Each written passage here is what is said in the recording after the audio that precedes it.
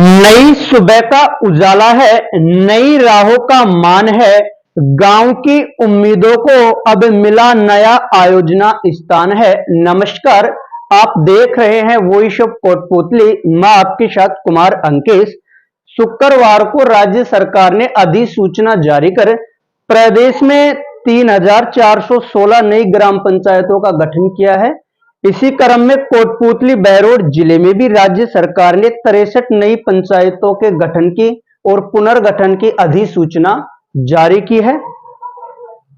इससे बड़े पैमाने पर जो पुरानी ग्राम पंचायतें हैं उनकी सीमाओं में बदलाव भी होगा, और तो और जो स्थानीय राजनीति है उसमें भी इन नई ग्राम पंचायतों के गठन का और पुरानी ग्राम पंचायतों के पुनर्गठन का बहुत बड़ा असर देखने को नजर आएगा। हालांकि सरकार यह श्रेय लेने का प्रयास कर रही है कि कई सालों से जो ग्रामीण थे उनकी नई पंचायत गठन की मांग या पुरानी पंचायत में ही किसी गांव को स्वतंत्र ग्राम पंचायत घोषित करवाने की लंबे समय से मांग चली आ रही थी, लेकिन जो काम गहलोत नहीं कर पाए वो काम हमने एक बड़े स्तर पर कर लिया है। भले ही सरकार इसका श्रेय लेने का प्रयास कर रही है, लेकिन कांग्रेस के प्रदेश अध्यक्ष गोविंद सिंह डोटासरा ने इस पर तंज कसा है और डोटासरा कह रहे हैं कि आपने जो एक सरकारी प्रक्रिया है उसके तहत परिसीमन तो होना जरूरी है, तो उस परिसीमन को आपने किया है। परिसीमन की जो सरकारी व्यवस्था है उसको सरकार ने मात्र फॉलो किया है, कोई बड़ा कामयाबी का तीर सरकार ने नहीं मारा है, इसलिए सरकार श्रेय लेने का प्रयास ना करे। और वैसे भी डोटासरा ने तीखा प्रहार स्थानीय निकाय चुनावों और पंचायती राज चुनावों को टालम टाली करने के ऊपर तंज कसा है। डोटासरा ने कहा है कि जो सरकार सिर्फ पंचायतों के परिसीमन के नाम पर या पंचायतों के परिसीमन की अधिसूचना जारी कर ही अपनी सफलता मान रही है, तो वह चुनाव कब कराएगी?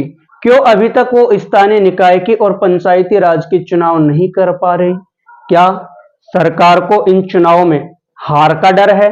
हालांकि पंचायतों के गठन से जितनी नई पंचायतें बनी हैं उतने ही सरपंच, उप सरपंच और उससे कई गुना ज्यादा अधिक पंचों के पदों पे भी वृद्धि हुई है। इसके साथ ही जो शिक्षित बेरोजगार हैं, जो प्रतियोगी परीक्षाओं की तैयारी करने वाले विद्यार्थी हैं, अभ्यर्थी हैं, उनके लिए भी रोजगार के दरवाजे खुलेंगे। नई ग्राम पंचायतों के गठन से पटवारी, ग्राम सचिव, एलडीसी सहित जो अन्य ग्राम पंचायत स्तरीय कार्मिक हैं उनकी बड़े पैमाने पर राज्य सरकार द्वारा वैकेंसियां निकाली जाएगी। अब कितनी निकाली जाएगी यह राज्य सरकार का जो फैसला है उस पर निर्भर करता है और सरकार के रुख पर तय करता है, क्योंकि जैसे सरकार ने थर्ड ग्रेड में जो L2 है उसमें मात्र 2,2200 पदों पर वैकेंसी निकालकर विद्यार्थियों को निराशा दी है। क्या इन पंचायतों में भी ऐसा ही करेगी? ये सरकार के रुख पर निर्भर करेगा।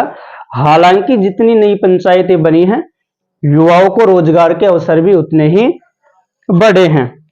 इसके अलावा वही बात जो घूम फिरकर तमाम मीडिया संस्थान अपनी रिपोर्टों में छापते हैं, गांव की चौक चौराहों पर, गांव की चौपालों पर भी चर्चा होती रहती है कि कब तक जो पंचायतें हैं वो सिर्फ प्रशासकों के सहारे ही चलती रहेगी, कब उनको अपना निर्वाचित मुखिया मिलेगा, कब सरकार चुनाव करवाएगी।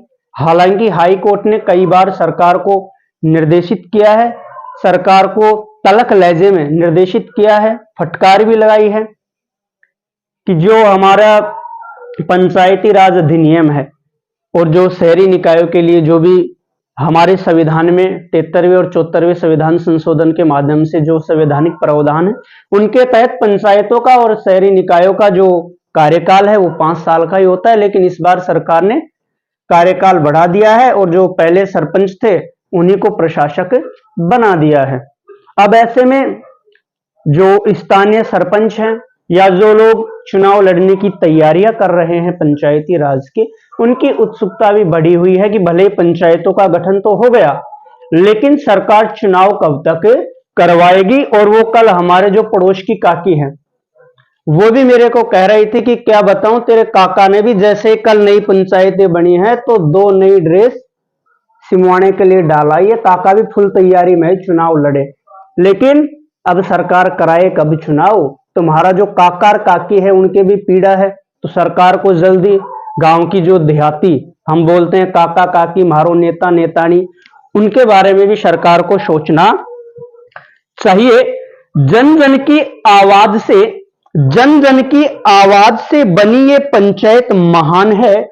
विकास की इस डगर पर विकास की इस डगर पर अब हर कदम की पहचान है। हालांकि सरकार ने अधिसूचना जारी करके कुछ गांवों को स्वतंत्र ग्राम पंचायत बना दिया है, कुछ गांवों को मिलाकर एक नई पहचान दे दी है, लेकिन वास्तव में क्या ये नई पहचान मुकम्मल हो पाएगी? इस नई पहचान के बाद वहां के बासिंदों को कितनी आधारभूत सुविधाएं मिल पाएगी, कितना विकास हो पाएगा, या फिर सिर्फ ये नई पहचान कागजों तक ही सीमित रहेगी? यह तो सरकार के रुख पर और आगामी समय आने पर ही निर्धारित होगा। हालांकि हाई कोर्ट ने सरकार को सख्त आदेश दिए हैं कि 15 अप्रैल 2026 से पहले पहले आपको पंचायती राज के और निकाय राज के चुनाव करवाने हैं। आखिरकार सत्ता पक्ष और विपक्ष इस मुद्दे को लेकर एक दूसरे पर वार पलटवार कर रहे हैं। कोई श्रेय लेने का प्रयास कर रहा है, कोई आरोप लगा रहा है, कोई नेताजी नए कपड़े सिमवा रहे हैं, कोई नेताजी वेदना में बैठे हैं कि मेरा वोट बैंक तो पुरानी पंचायत में चला गया, अब मैं क्या करूंगा। इन सब के बीच आपकी क्या है राय, कमेंट बॉक्स में अवश्य रखें। यदि आपको हमारे विश्लेषण पसंद आते हैं तो हमारे चैनल को लाइक, शेयर व सब्सक्राइब अवश्य करें। कोटपूतली बहरोड जिले को आखिरकार अपना पहला जिला अध्यक्ष मिल गया है। कांग्रेस आला कमान ने पूर्व विधायक इंद्राज गुर्जर के नाम पर अंतिम मोहर लगाते हुए संगठन की कमान एक ऐसे नेता को सौंपी है जिसे प्रदेश में सचिन पायलट खेमे का मजबूत चेहरा माना जाता है। 44 वर्षीय इंद्राज गुर्जर मूलतः कोटपूतली विधानसभा क्षेत्र के ग्राम भूरी बड़ाज निवासी हैं और 2018 में पहली बार विराटनगर से विधायक चुने गए थे। यह नियुक्ति इसलिए भी अहम है क्योंकि जिले के गठन के बाद कांग्रेस का पहला जिला संगठन अब आधिकारिक रूप से सक्रिय होगा। गौरतलब है कि जिला अध्यक्ष की दौड़ में महिला कांग्रेस की पूर्व प्रदेश अध्यक्ष और राष्ट्रीय महासचिव शकुंतला रावत, मुंडावर विधायक ललित यादव, बहरोड के पूर्व प्रत्याशी संजय यादव व श्रमिक कल्याण बोर्ड के पूर्व सदस्य केजी कौशिक भी शामिल थे। पार्टी सूत्रों के अनुसार कोटपूतली बहरोड जिले में सबसे बड़ा वोट बैंक यादव समाज का है, जबकि दूसरा सबसे बड़ा वोट बैंक गुर्जर समाज का है।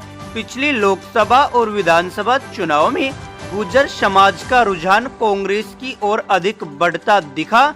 इसी समीकरण को साधते हुए पार्टी ने इस बार यादव समाज की जगह गुर्जर समाज को साधते हुए जिला अध्यक्ष बनाया है। संगठन के एक वरिष्ठ नेता ने बताया कि अंतिम नाम पर सहमति बनने में पूर्व deputy CM Sachin Pilot, PCC अध्यक्ष डोटासरा और कांग्रेस हाई कमान की भूमिका निर्णायक रही। इंद्राज गुर्जर लंबे समय से पायलट कैंप का मजबूत चेहरा है और 2005 से 2009 तक एनएसयूआई के जिला अध्यक्ष रहे हैं। इसके साथ ही 2014 से 20 तक पीसीसी के सचिव और 2024 में पीसीसी के महासचिव रह चुके हैं। उनकी संगठनात्मक पकड़ तथा युवा नेतृत्व को लेकर पार्टी नेतृत्व का भरोसा उनके पक्ष में गया। अगर अभी तक आपने चैनल को सब्सक्राइब नहीं किया है तो चैनल को लाइक, शेयर व सब्सक्राइब अवश्य करें।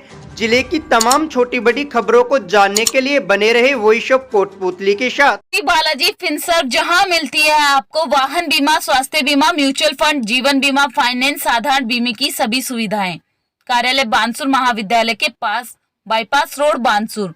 मुख्य कार्यालय लाल कोठी कोटपूतली। अधिक जानकारी के लिए संपर्क करें 8302367656।